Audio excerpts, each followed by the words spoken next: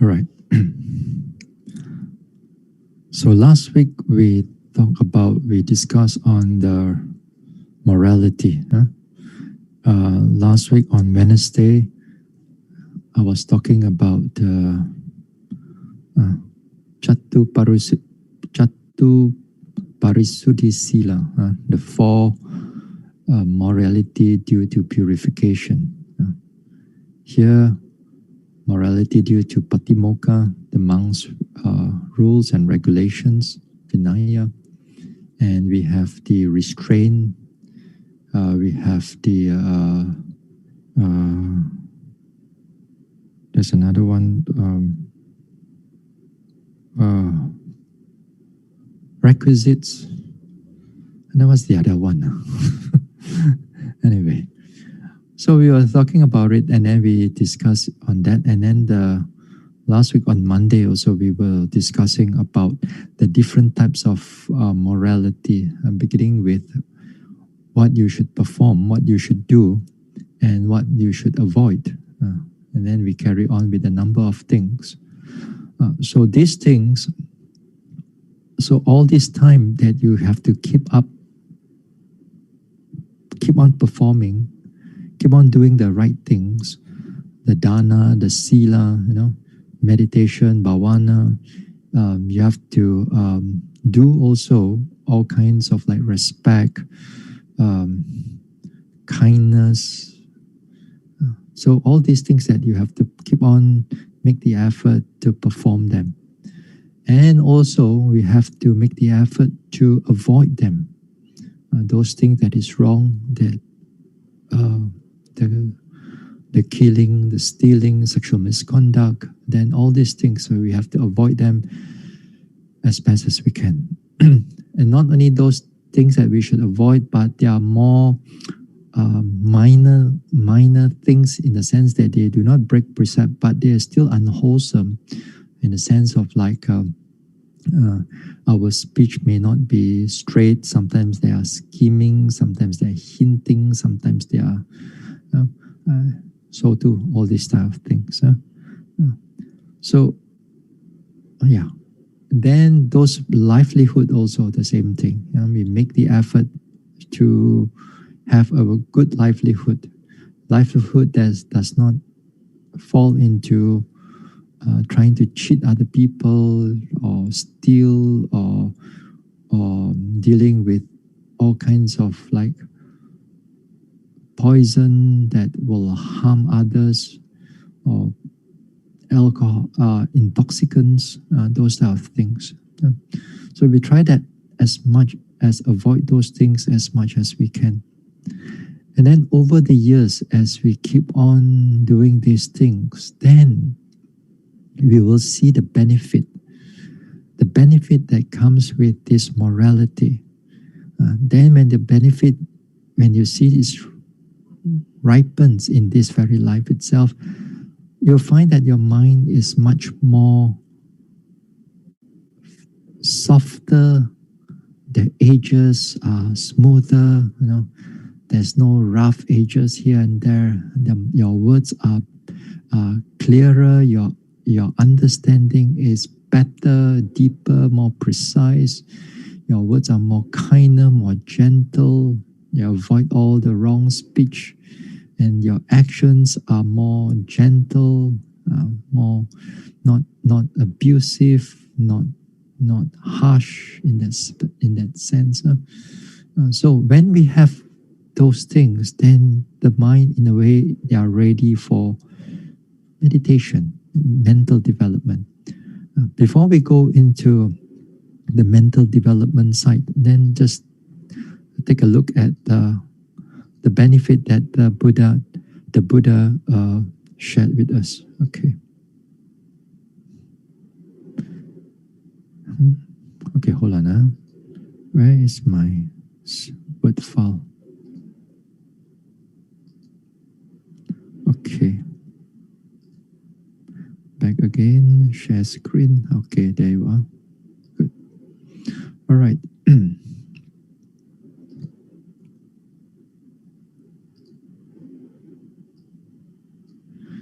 Now this one I have given to you all many times. This one. The first thing that when you have morality, the purpose and benefit of wholesome, virtuous behavior is non-regret. Then with the non-regret comes the joy. Let me highlight it for a while. This one. So when you take care of your virtue, your precepts, your vows, your restraint, and so on, all those things, when you kept this again and again over time, then in this, before you go into meditation, before we cultivate the mind, then this number 1 and number 2 and 3, these two things, they are most important. The purpose and benefit of this wholesome virtuous behavior is non-regret. And then with the non-regret, it comes in as that joy. The joy here, as I said here, are mundane joy. That two things, that it makes your mind, it makes your psyche to be healthy, to have that everyday type of happiness. If your mind in that everyday, you're not happy in that sense, you don't feel blessed in that sense, you don't feel good about yourself, you felt, if you on the other hand, if you have a lot of regrets, a lot of worry, a lot of sadness, a lot of all kinds of unwholesome mental states, then the joy will not be there. The everyday type of joy is not there. Then when the joy is not there, then you cannot able to go into a further into mental development. So over time, when you have these two, your morality, then you have this non-regret as the first thing. With the non-regret, it comes with that everyday type of happiness. Now, then the Buddha mentioned for householder, people like you all, here he mentioned there are 5 benefits for the virtuous in the perfecting of virtue. You can find this in Mahaparinibbana Sutta, in the Dikha Nikaya, in the long discourses. Now here, number 1, here, householder, one who is virtuous, possessed of virtue, obtains large fortune as a consequence of diligence. This is the first benefit for the virtuous in the perfecting of virtue. Again, of one who is virtuous, possessed of virtue, a fair name is spread abroad. This is the second benefit for the virtuous in perfecting the virtue. Number 3, again, whenever one is virtuous, possessed of virtue, enters an assembly, whether of Khatiyas, warrior or nobles, or Brahmins, or householders, or ascetics, he does so without fear or hesitation. This is the third benefit for the virtuous in the perfecting of virtue.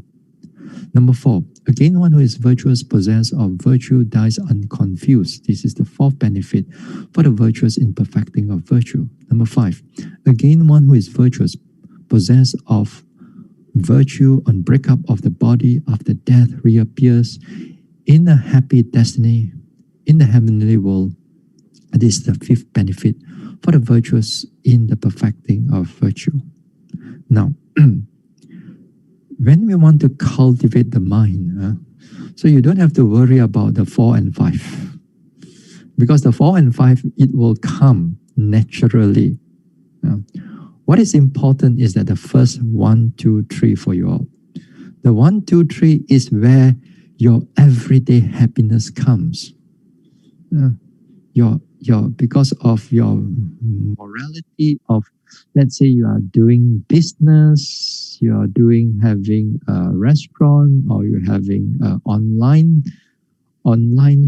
shop, or you have whatever that you are doing, then, or you have a career in IT or in anything. So here, as long as you are virtuous, then if you keep on to do it with diligence over time, then you obtain some degree of fortune. That degree of fortune, it comes in as your financial wealth, your house, your clothing, your transportation, those type of things. They give you the everyday happiness. It gives you that stability. Then when you have those stability, you feel good about yourself. At least like you not to feel too bad. And then when you have those things, that is where the everyday happiness comes in.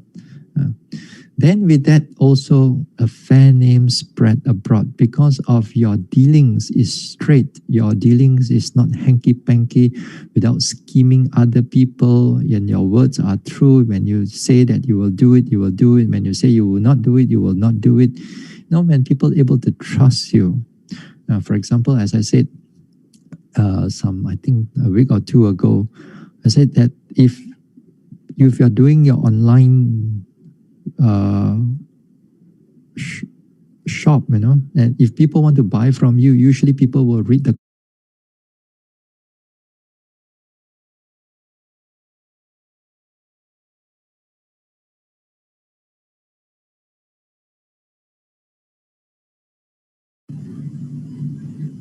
Bye-bye, we cannot hear you.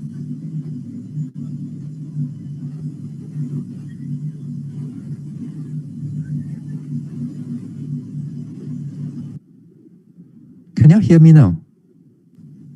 Now, okay. Earlier on, can you hear me? For split second, we cannot hear you. Oh, split second. Okay, all right. I thought the whole beginning you all cannot hear me. See, they're going to repeat all over again. All right, okay. At least you all can hear me for a split second. All right. Now, as I said that, now as number two, then because of you're able to do things in a straightforward manner without the hanky-panky, without all kinds of scheming, and without lying to your customers, and you say that you can do, you say you can do, and you do it, and if you say you cannot do, you say you cannot do, then you don't do it. So here the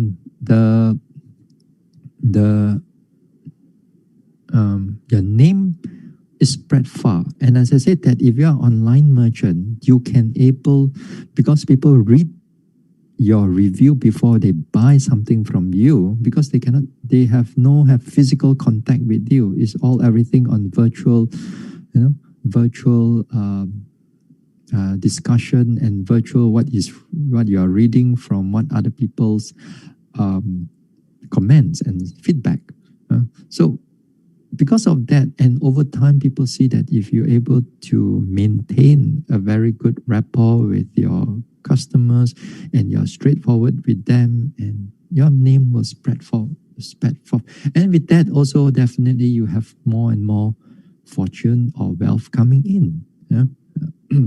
So with that, you give you that everyday happiness. It gives you that sense of that you can able to sleep at night, that you don't have so much worry about all these things.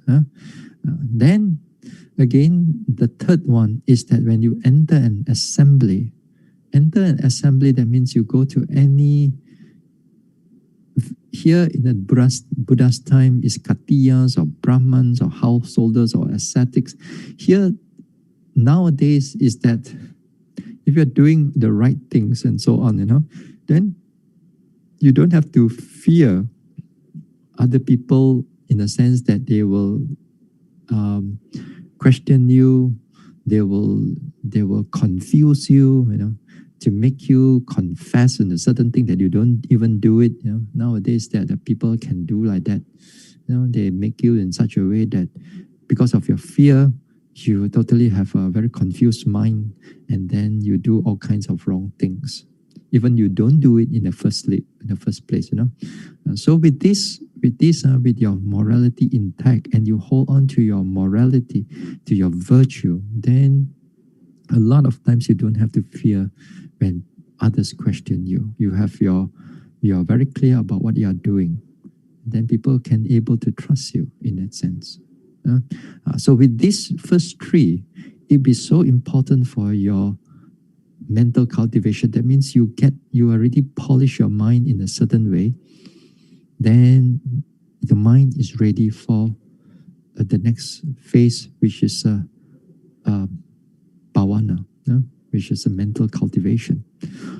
For number 4 and number 5, this one you die unconfused because your mind is clear. You don't have regrets about your life. You don't have much worry or regrets that things have done or not done. Then you die unconfused. And with that also, because of your mind is clear, therefore a happy destination, heavenly, will wait for you. So something like this. So then with this benefit that you have over time, again and again, that you have developed, then we go into the samadhi group.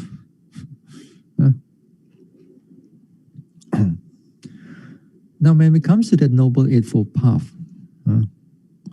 the first two of right view and right intention or right thought, that one belongs to the wisdom group. Then we have the right speech, right action, right livelihood. That one belongs to the morality group or the virtue group. And then when it comes into the samadhi group or the concentration group or tranquility group, here, or calm group, sometimes they translate it. Then we have right effort, right mindfulness, and right concentration. So this is the very, very basic that when we learn about the Noble Eightfold Path, at least you know how to separate them. Now, here this one, and big, what is the right effort? Now, this one, 1, 2, 3, 4, I extracted out from the sutta that I gave to y'all, I think about 2 weeks ago, when we begin to learn about the Noble Eightfold Path. The standard, the basic standard about the Noble Eightfold Path. So this one is in the Samyutta Nikaya 45.1.8. So you try to look at that sutta again and again and again, so that we can able to remember those things. These are the framework of the Noble Eightfold Path. But anyway, I'm going to bring it here right now. And what bhikkhus is right effort? Number 1, here, bhikkhus, a bhikkhu generates desire for the non-arising of unarisen evil, unwholesome states. He makes an effort, arouses energy, applies his mind, and strives. He generates desire for the abandoning of unarisen, unwholesome states. He generates desire for the arising of unarisen, wholesome states. Number 4, he generates desire for the maintenance of the arisen, wholesome states for their non-decay, increase, expansion, and fulfillment by development. He makes an effort, arouses energy, applies his mind, and strives. This is called right effort. Now here, the right effort, they have 4. We'll come back again on these things. And then we have the right mindfulness.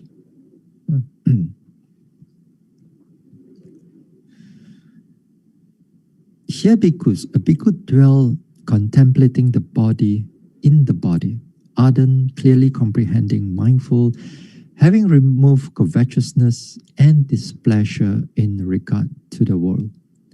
He dwells contemplating feelings in the feelings, ardent, clearly comprehending, mindful, having removed covetousness and displeasure in regard to the world. He dwells contemplating mind in mind, ardent, clearly comprehending, mindful, having removed covetousness and displeasure in regard to the world. Number 4, he dwells contemplating phenomena in phenomena, ardent, clearly comprehending, mindful, having removed covetousness and displeasure in regard to the world. This is called right mindfulness.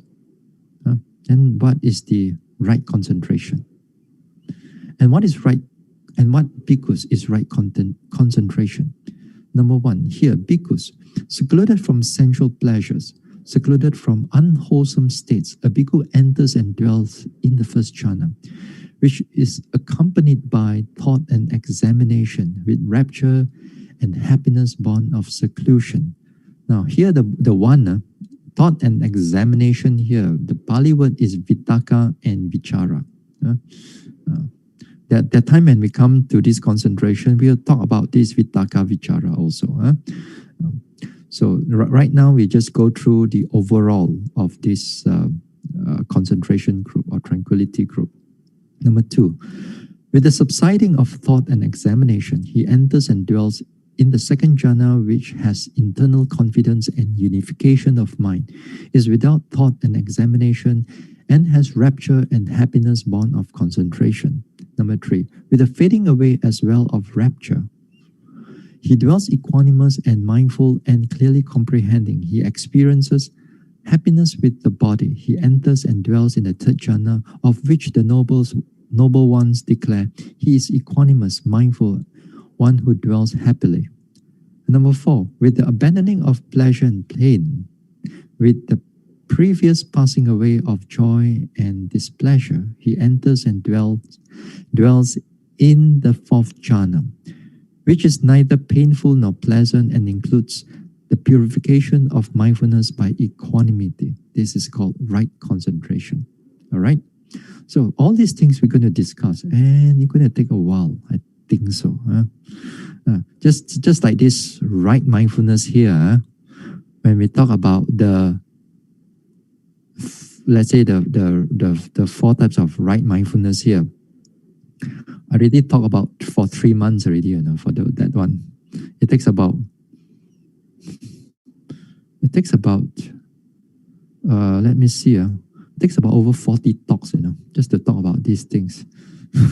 I don't think I was able to do that. That one, it will be another time, another day. I don't think I will talk into so much of it. I'll talk more of a, because this is fall under the Noble Eightfold Path, and then we don't have to talk so much. Later part, next time, we talk about Satipatthana, then we can talk a lot of it. So in this right effort, now the right effort here, although right now when we say we have right effort, it's fall under Samadhi group, doesn't mean that in the virtue, in the morality, you don't have the right effort. They are still there. The right effort is still there. It's just that this one is more towards the mind side, whereas the virtue is on your speech, on your actions. Of course, they are also in the mind too, in the intention and so on. But here, the right effort here, we will tie it in also in the sense that whatever that unwholesomeness that you abstain, you make to restrain yourself from doing unwholesome things, you need right effort.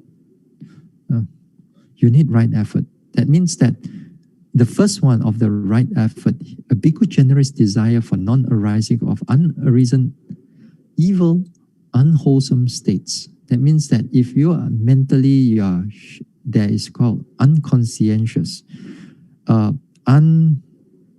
without much of a conscience, and also shameless or more without moral fear or moral dread, then here, with the right effort, you stop it. You stop it from arising. You stop it from arising. Then he makes an effort, arouse energy, applies his mind, and strive.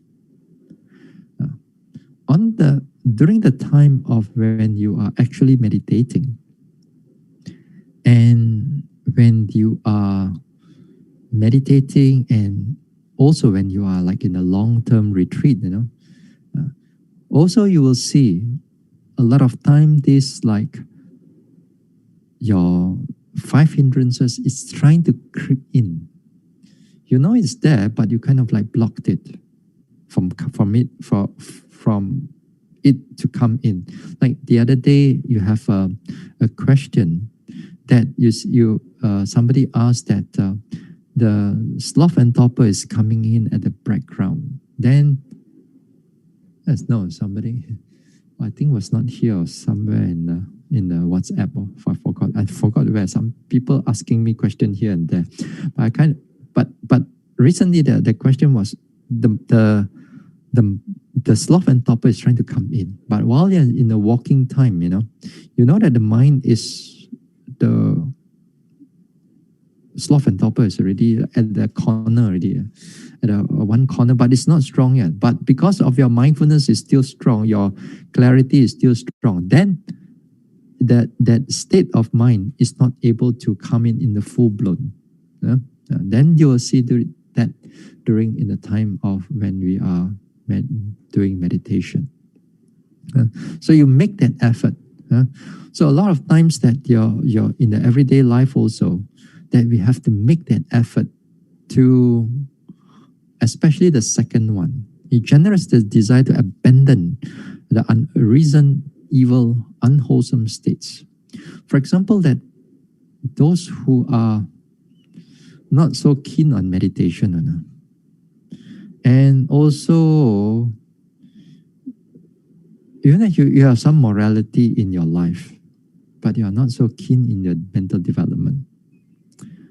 When you come to a certain situation that you want to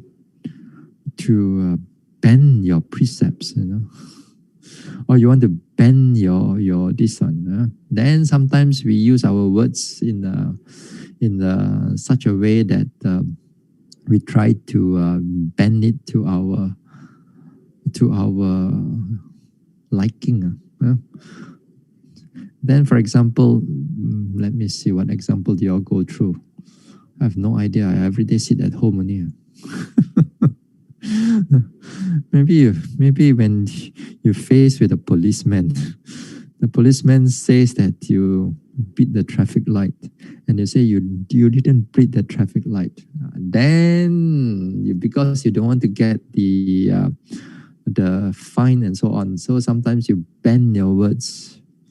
Or if you don't bend your words, you will say something else, whether he wants to, corruption is other words, all these things.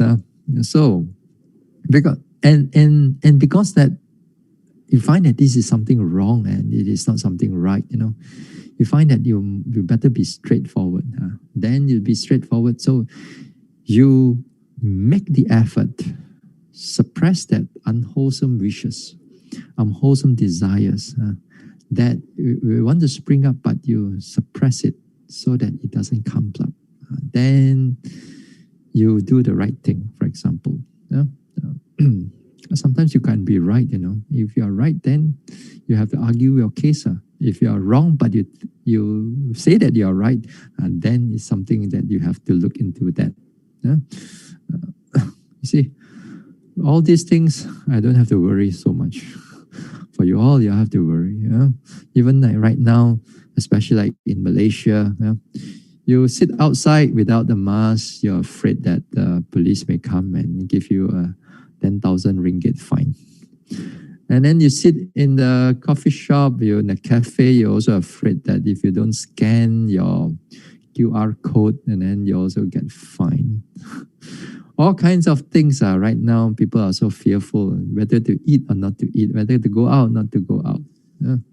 If a lot of population is just like me, then the COVID issue will be very fast over already. But anyway, since you're outside there, so when the temptation comes in to poke you, when your desire comes in, your wish, certain unwholesome wish comes in, then you have to watch out for that. It generates the desire for arising of unarisen wholesome states. Here, for example, like when you are in the meditation, what do you do not have? Like mindfulness, you do not have. So what do? You generate it. You make effort to make it comes out. Say, for example, if you are, your morality is not very good, and your morality is like for example, you still like to smoke, You say like to smoke here and there, but then you say that this thing is not right. Then you make an effort to abandon it. Then after that, you make an effort to do something wholesome, something more wholesome in that sense. So this one also we'll talk about that a lot.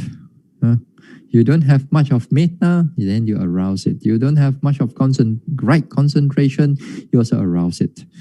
So those things. Number 4, he generates and maintains. He generates desire for the maintenance of arisen wholesome states.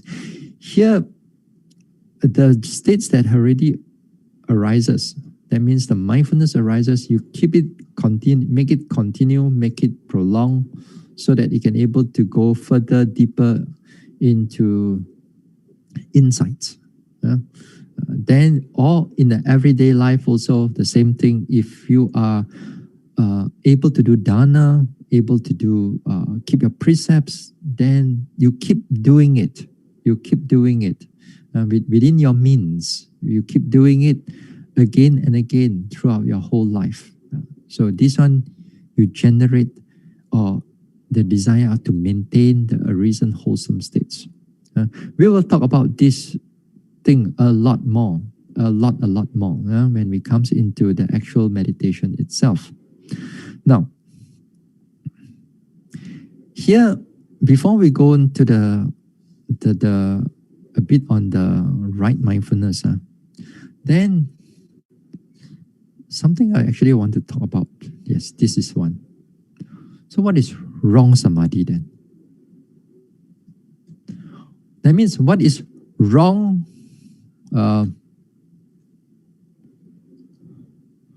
what is wrong effort,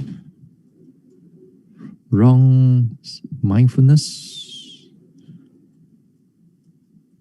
and what is wrong concentration. So what is wrong effort, wrong mindfulness, wrong concentration? Before we talk about what is right, this thing also, as much as you know what is right effort, you also must know what is wrong effort, wrong mindfulness, wrong concentration, wrong morality. Of course, when you say wrong morality, that means you do not have morality. You do not have a proper livelihood, a bad livelihood. You don't have a right speech, that means you have a wrong, bad speech. You have a wrong view, a wrong intention. All these are very clearly, they are wrong. But when it comes into samadhi, this wrong is not that, sometimes it's not that easy to see. Because one can be meditating, for example, developing the mind, but you're developing the wrong things altogether. So what is wrong effort? What is wrong mindfulness? What is wrong concentration? Here, wrong effort here is exactly the opposite of the right effort that we mentioned. That means, that is to say that you make an effort, whatever that unwholesome one, you make it arise. You make the effort, because right now, the effort here, according to Abhidhamma, you can either can be wholesome or unwholesome. If it's wholesome, that means it follows like wholesome, other mental wholesome states. Then it becomes wholesome. So if you have unwholesome, a wrong effort, then here, that means you develop unwholesomeness, unwholesome wishes, unwholesome desire. Then you want to develop it for whatever benefit that you want, unwholesome benefit that you want, unwholesome benefit. Yes. Then, for example, or another thing is like mindfulness. Now, here mindfulness is a bit more tricky, even more tricky. Mindfulness, according to Abhidhamma, is always wholesome. It's always wholesome. But how can it be wrong mindfulness then?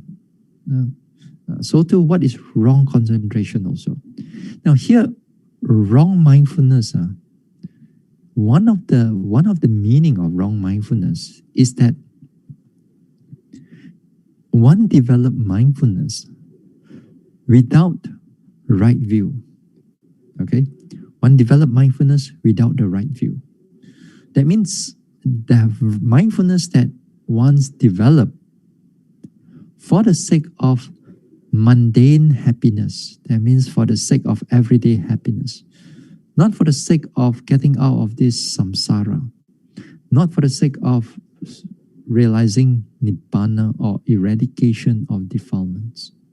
So if it's not fall under,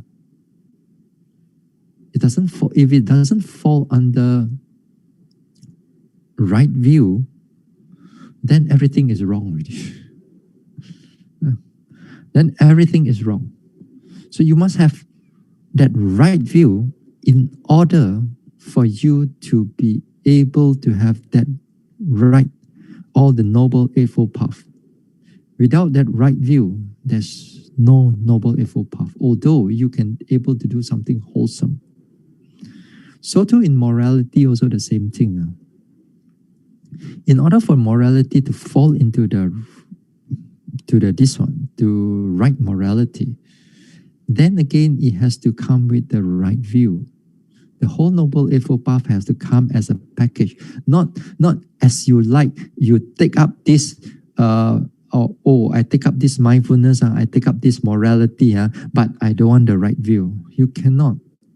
Noble eightfold path is a package. It's a package that you cannot separate it as you like.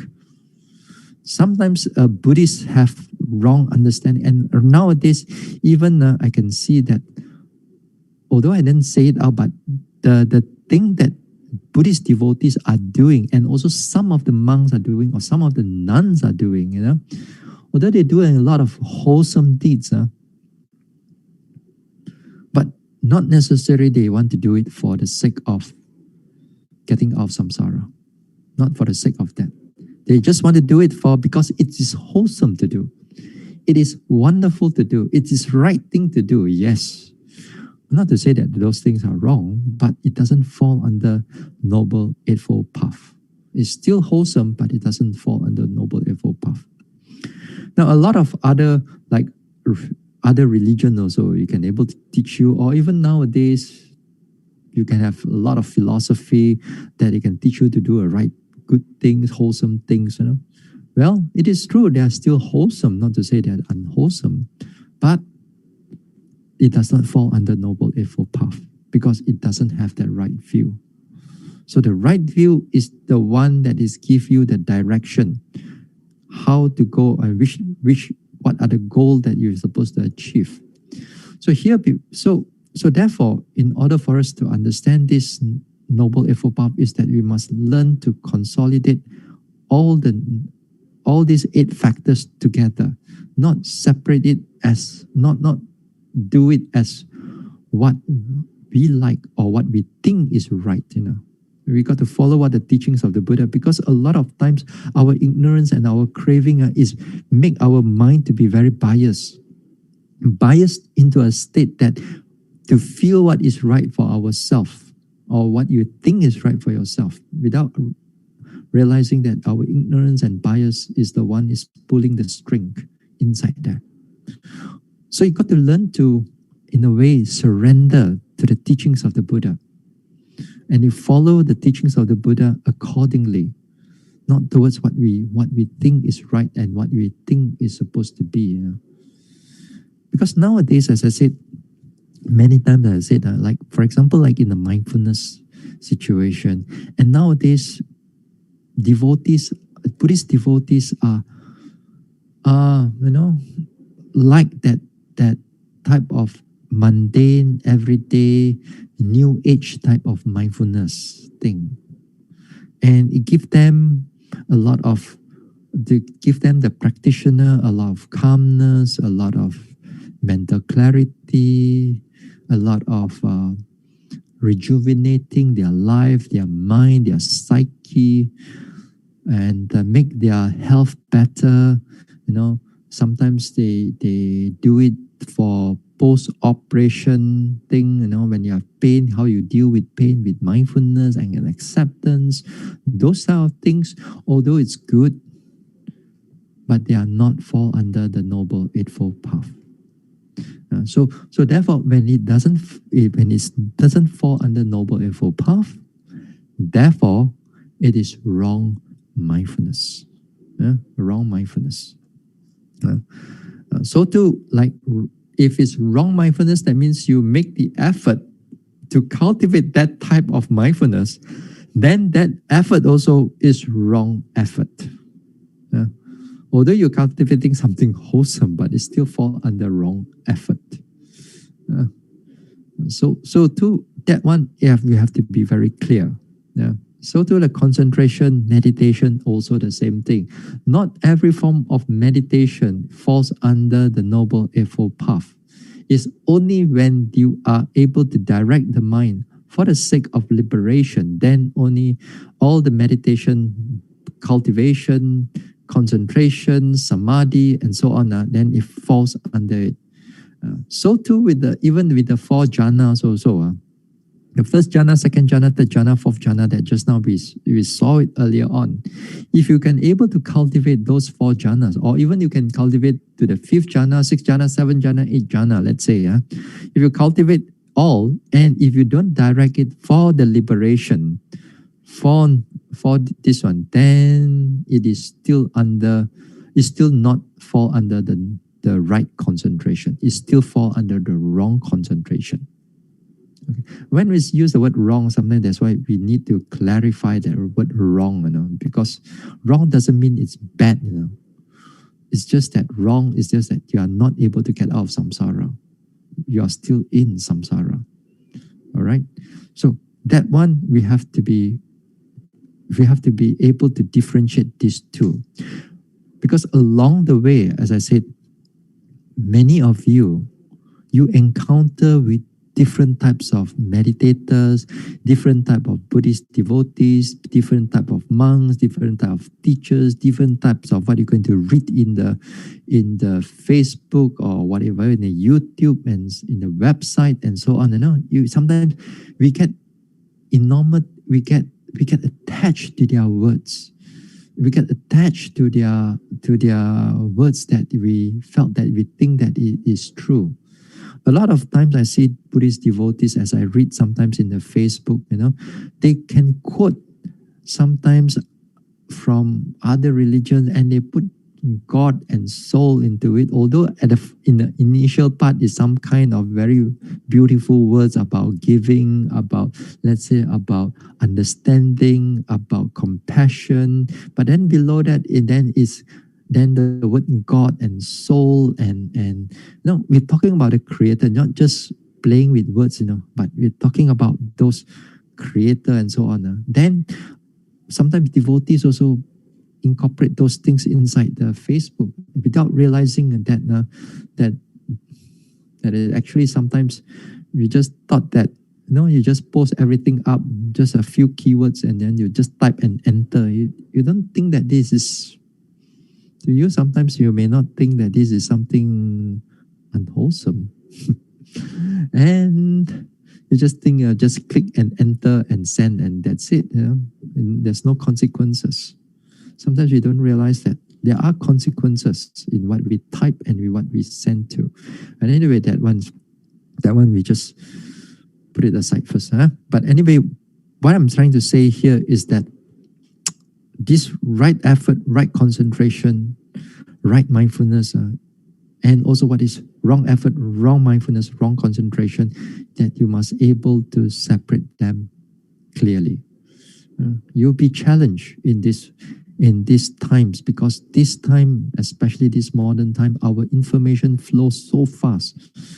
You will kind of know what is happening in half the way around the world, what type of meditation people are doing, what sort of concentration they are doing, what sort of mindfulness they are doing, what sort of morality they are doing. Sometimes sometimes you may feel that it's very connected, you feel very good, and then you want to follow them. That is where you begin to go out of your whole path. And then sometimes for some of the devotees also, they because of keep on hearing the Noble Eightfold Path, Noble Eightfold Path, 他们闲了, also jala already, And what else to say? Four Noble Truth. What else to say?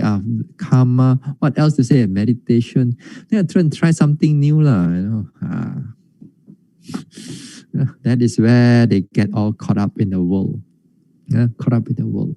And that is quite bad, actually, Sometimes, as I said, some time back, as I said, you're going to do yoga thing, you're going Tai Chi thing, all these things.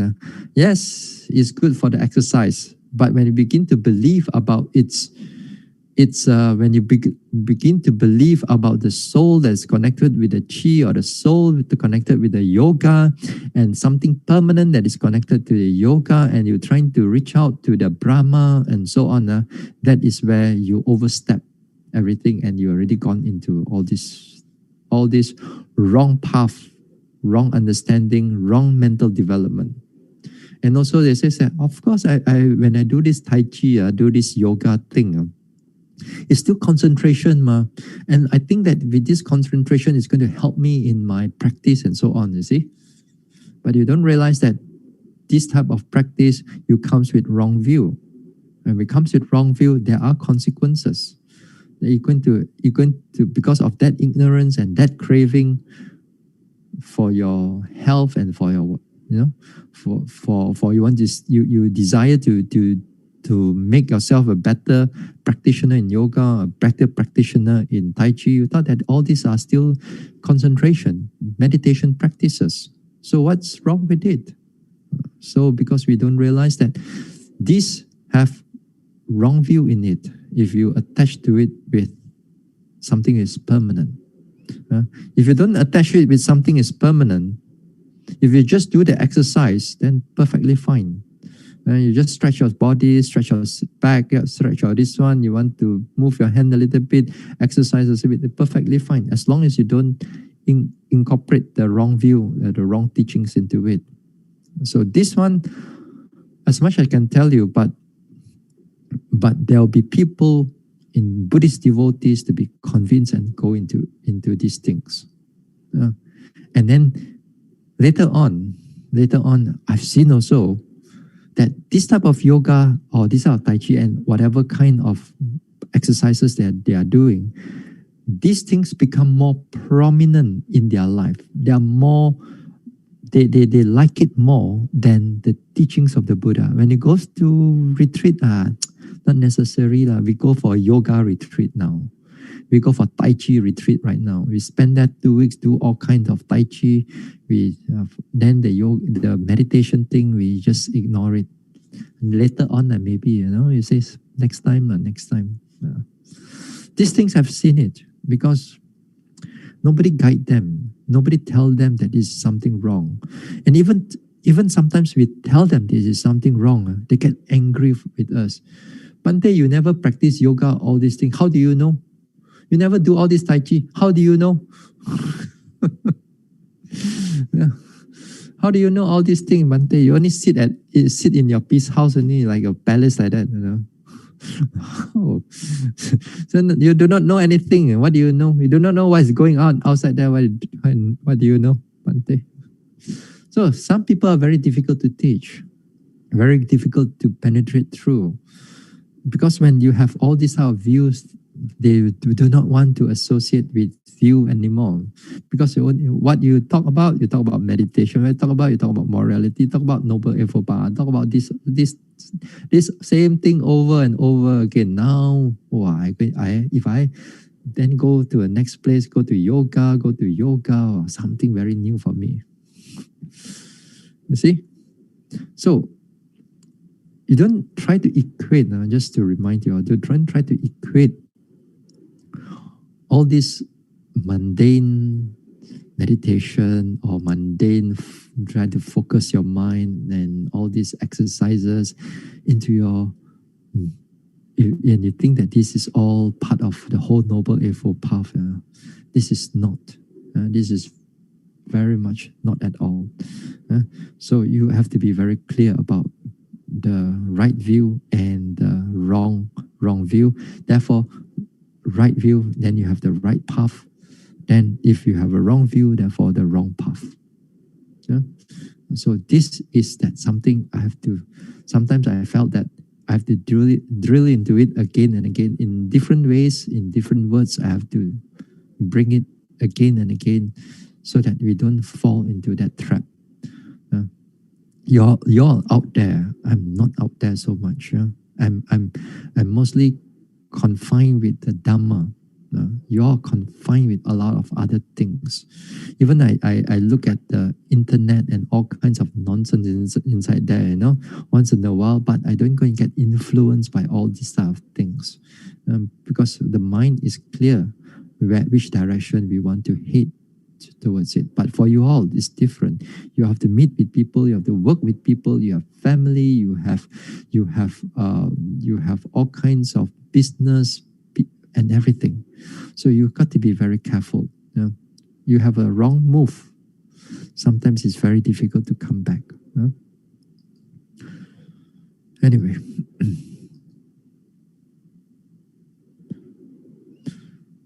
Now, in this right mindfulness again, so we come with the right mindfulness. Here, when it comes to the right mindfulness here, number 1, 2, and 3, and the 4, here the right mindfulness here is, in other words, mindfulness and the Pali word as in sati. In the meaning of Pali, you can separate the word Pali, that's the word sati, into 2 meanings. One meaning is remembering. The second meaning is presentness of the mind. So the Buddha used this sati in both contexts, especially when it comes into the Dhamma and it comes in the teachings. So you use the word too, because the word sati itself during the Buddha's time, the Pali, it's also meaning that you remember something of the past. But when we are doing the mindfulness, the satipatthana, then here we are keeping the mind in the present. Sometimes people want to use it as a remembering the present also, which is also not to say that you are completely wrong, but anything that is, you keep your mind present, whichever word that you want to say, how put it, you're still right. You keep the mind in the present, clearly in the present. So here, when we say the right mindfulness here, is where you're keeping the mind in the present. Not so much about remembering about the past. But of course, remembering about the past also, that means you have to remember about the instructions, you have to remember what the teachers taught you, what is right, what is the right thing to do, what is not the right thing to do. That also you have to remember in a certain sense. But of course, when you are actually doing the practice, then this 1, 2, 3, 4, in the sense that it has to be in the present, mentally in the present. So if 1, 2, 3, 4, here, if you are contemplating the body in the body, that means you are doing it with a mental effort, a lot of mental effort. Ardent means a lot of effort, not just any effort, but it is a really striving, continuous effort. Clearly comprehending here is wisdom. Means the mind is penetrating. Mindful as in mindfulness, having removed covetousness and displeasure in regard to the world, this is concentration. Having removed covetousness, this one falls under concentration. So therefore, you have to keep your mind, you have to direct the mind towards the body. You have to direct the mind towards the feelings, and you have to direct the mind towards the mind, and direct the mind towards phenomena in the phenomena. Here the phenomena in the Pali term is the word Dhamma. We will talk about that too when it comes into right mindfulness, when we can discuss some of these things. There are many things that we can discuss here. Anyway, here therefore the right mindfulness is to able to direct to these objects of the body and mind,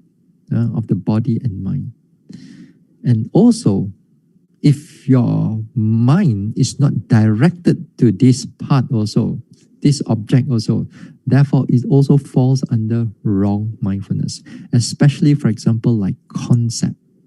If you fall under concept, although your mindfulness bring into it, then also it's not fall under the right mindfulness. Okay? So this one we'll talk about that too when we comes into it. Yeah? Then when it comes into the right concentration, then you have this first jhana, second jhana, third jhana, fourth jhana. In the sutta, there are 4 jhanas. In the Abhidhamma, you have the 5 jhanas, 5 rupa jhanas or 4 rupa jhanas. We will also talk about that too. Now, then also we'll look into it. What are the vitaka, vichara, and whether we should need first this one and so on, this jhana and that jhana or not. So we will look into all these things, and when we look into it, then the mind becomes more clearer on how to go about the practice. Because right now, I don't think many of you are in the retreat. Maybe 99% of you are not in the retreat while you are listening to the talk here. Maybe 1%, maybe. I do not know where you come from because I do not know where you are also right now. So many of us do not have a retreat right now. So this type of talks, when you are in the retreat, the night I give a talk, tomorrow you already can do the practice already. So it's very fast for you to understand it and to put it into practice, and you can able to develop and to know, the how to do it, or how not to do it, the right way and the wrong way to do it. By tomorrow or the day after, you can able to do it. But here, while we are talking here in the right effort, right mindfulness, here a lot to do with much on theory. But nevertheless, I try to remind you all these things again and again in order at least our practical part of it not too rusty, and also our theoretical part of it also the same thing, hopefully doesn't get too rusty. So when we come to this part here, it's a lot to do with practical aspect. So those who are not into practice, then you may thinking, so the Bante you don't know what Bante is talking about. He's talking about sitting, walking. Then here, we're going to talk about those type of things a little bit more. So in the coming talks. So here is just to give you an overall understanding of what we're going to go through in this Samadhi group. All right. So that's it for tonight, and we'll see you on Wednesday the same time, and then we go into more detail about those talks. Okay. All right. So we share merits,